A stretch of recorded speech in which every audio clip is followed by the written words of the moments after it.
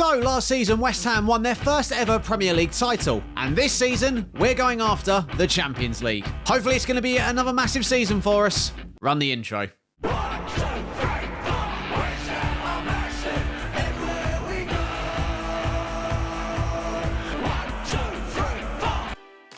So following the title win last season, the board have given us around £80 million to spend, with no expectation of retaining the title. Cheers, lads. And our first 5 fixtures of the new season are actually quite favourable. So let's get into the transfers, starting of course with the departures. Both Nath Aguerd and Flynn Downes went to Stoke City for a combined fee of around £35 million. We received around £40 million for left-back David Raum, who went to PSG, and Marcus Edwards went to London rivals Chelsea for £46 million. After a disappointing loan spell and entering the final year of his contract, Deandre Nabello went to Union Berlin. And there were some loan departures, with Ben Godfrey going to Inter Milan, Rico Lewis going to Nottingham Forest, as well as Rasmus Højlund, who will join him at the City Ground. So now that we've covered the players that have left the club, let's talk about the ins, and let me tell you viewers, there are some big signings this season. We raided relegated Crystal Palace for both Mark Gahey and Tyrick Mitchell for £40 million and £20 million respectively. Now, the departure of Marcus Edwards meant we had to go and find another option for the right wing. Then who better than the man who I actually think is one of the best wingers in FM23? That's right, Kavica Kvaratskhelia has joined us from Napoli for a record-breaking £77 million. And look at the absolute state of him. Can you really blame me for paying that much for him? Flynn Downes' departure meant we needed another central midfielder, and we turned to Manchester City's Calvin Phillips. And I think it's safe to say that Calvin Phillips is indeed a huge upgrade on Flynn Downes. No offence, of course. Now, while shopping around, I came across 17-year-old Edwin Dyer over at Chelsea. And as you can see, viewers, I think it's safe to say he is one of the best 17-year-old regens I think I've ever seen in Football Manager. Now, unfortunately, Chelsea have put a very high value on him, understandably, and what makes it even worse is the player has no interest in a permanent transfer to us. He is, however, interested in joining us on loan, which is exactly what we've been able to do. Only £10 million will be deducted from this season's transfer budget, and we have an option of paying £45 million up front, with a further £25 million paid over 3 instalments. And just like that, somehow, Edwin Dyer is now a West Ham player. I really hope he fulfills his potential, because I'm prepared to spend a lot of money on this young man. And finally, we had the opportunity to purchase Illan Meslier from Leeds for just £18.5 million. And I thought this opportunity was too good to pass up, so we brought him in, and as a result, just a few days later, we shipped Alphonse Areola over to Leeds United for £15 million. So that, viewers, was our transfer business. Make sure you get in the comments section and let me know how would you rate our transfer window out of 10. And of course, whilst you're down there, if you're enjoying this video and this series, make sure you hit the subscribe button if you haven't already, and leave a like on the video as well. So, players have left, players have come in. It's now time for the usual season opener, the Community Shield, this time against Liverpool. Now, after losing last year's Community Shield against Manchester City, we ended up getting off to a fantastic start in this one, with goals from Mykhailo Mudryk and Gianluca Scamacca giving us a 2-0 lead going into half-time. Unfortunately for us, though, a different Liverpool came out in the second half, and they started their comeback with this unfortunate own goal from Tyrick Mitchell. And just a few minutes later, it was 2-2 with Vlahovic netting from the penalty spot. And just 10 minutes after getting their first goal, Liverpool got themselves in front, Luis Diaz being put through and finishing brilliantly into the top corner to secure them the Community Shield. One of these days, we are going to win the Community Shield. One day.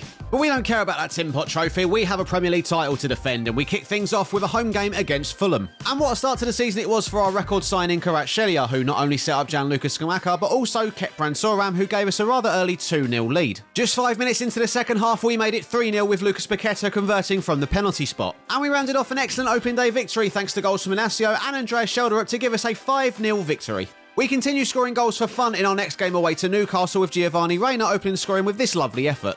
However, Newcastle provided a much tougher test than our previous opponents and got themselves level thanks to this effort from Anton Stack. Question marks over Meslier there, if I'm honest. Schelderup put us back in front from the penalty spot, but deep into injury time, Newcastle got a penalty of their own, which Mehdi Taremi converted to make it 2-2. Thankfully, our next away trip, this time against Everton, was way more successful, thanks to goals from Kepra and Suram, and of course, Gianluca Scamacca giving us a 2-0 victory. 7 points from our first 3 games is a pretty good start, which sees us sit top of the table. Now, our next game was at home to Norwich, and well, this is how the game finished. Yep, Gianluca Scamacca scored 5 and we won 10-0. Poor Norwich. We were given our Champions League schedule, with Ajax, Villarreal, Napoli and Atletico Madrid being the standout fixtures. September was a brilliant month for us with 3 consecutive 3-0 wins against Middlesbrough, Wolves and Brentford. It wasn't all good news though, as Giovanni Reina, Kvaratskhelia and Calvin Phillips were all on the injury table. We welcomed Leicester City to the London Stadium to kick off October, and in doing so conceded our first goal in 5 games thanks to Ismaila Sarr. We got ourselves level though through Scamacca, who poked home after blocking Thuram's initial shot. Ismaila Sarr was continuing to cause us problems though, and on the hour mark he teed up Cole Palmer, who poked in to make it 2-1 to the visitors. And it looked like we were going to suffer our first defeat of the season, however into injury time up stepped Kepren Thuram to score this screamer and rescue us a point. We weren't able to avoid defeat in our next game though, away against Manchester United, who came away 3-0 winners thanks to a Ciro Immobile hat-trick. And I won't lie, I'm a little bit annoyed with Meslier for the 3rd goal because I have no idea what on earth he's doing. So that defeat leaves us 3rd in the table after just 9 games, 3 points behind Manchester City and 2 behind Newcastle, who are in 2nd. Our slip in form looks set to continue at home against Southampton, with Declan Rice receiving a straight red card early in the second half. However, thankfully for us, Southampton are terrible and luck was on our side, with Lucas Paqueta's volley deflecting past Bazunu to give us a much needed 1-0 win. We did however have a difficult November ahead of us, with games against Tottenham, Liverpool and City coming up. Not that Tottenham are difficult opponents though, and after some hilarious defending from the visitors, we took the lead through Kvaratskhelia. Gianluca Scamacca added to his goal tally for the season, making it 2-0 before Declan Rice rounded off a 3-0 win from the penalty spot. We unfortunately couldn't hold on for a point at Anfield though, with Tsimikas scoring an 86th minute winner for Liverpool. We were a lot more successful at home to Manchester City though, thanks to goals from Jarrod Bowen and Gianluca Scamacca, who tapped in from an Ederson save to give us a much needed 2-1 victory. Despite that win though, we stay in 3rd, just a point behind Arsenal and 2 behind Newcastle, who now lead the way. As we approach December, we are having somewhat of an injury crisis, with Kvaratskhelia, Lucas Paqueta and Kepren Thuram all out injured for the next few weeks.